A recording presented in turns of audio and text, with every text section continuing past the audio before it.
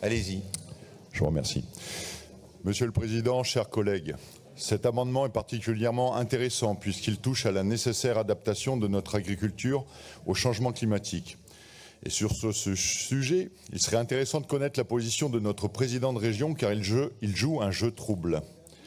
Si en 2022, il confiait qu'il n'était pas possible de faire de l'agriculture sans eau et le besoin de faire des réserves de substitution, lors de la dernière séance plénière du 17 octobre 2023, un nouveau règlement hydraulique agricole régional présenté par M. Jean-Pierre Reynaud, vice-président chargé de l'agriculture et de la transition agroécologique, indiquait, je cite, « La région ne financera pas de réserve de substitution et accompagnera les exploitations engagées dans ces projets pour les amener vers plus d'agroécologie ». Que vont penser nos agriculteurs néo-aquitains dépendants de cet or bleu, de cette volte-face? Nous soutiendrons cet amendement des centristes car il va dans le bon sens. Nos agriculteurs étant pénalisés par les changements climatiques et l'agribashing des écolos. Pour exercer pleinement leur métier et produire en quantité suffisante des céréales pour notre alimentation locale ou celle de nos élevages made in France nécessaires à notre souveraineté alimentaire.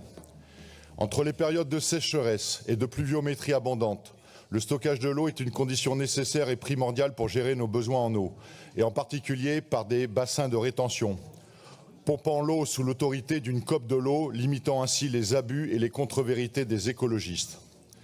J'en veux pour exemple à l'heure actuelle dans les Deux-Sèvres début novembre 2023 les deux barrages du département. Celui de la Touche-Poupard à Saint-Georges de Noinay, 15 millions de mètres cubes, passant de 50% à 100%, et le Cébron à Saint-Loup-la-Mérée, 9 millions de mètres cubes sur les 11,5 millions de capacités nécessaires à l'alimentation du Toué et qui ont atteint des niveaux très importants leur permettant de refaire leur stock en quantité suffisante.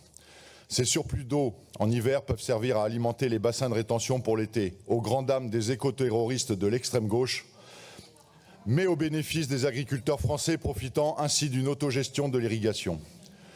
Le Rassemblement national reste fiable dans ses principes depuis toujours pour le soutien des réserves de substitution et pour une régulation du pompage de l'eau avec une irrigation contrôlée.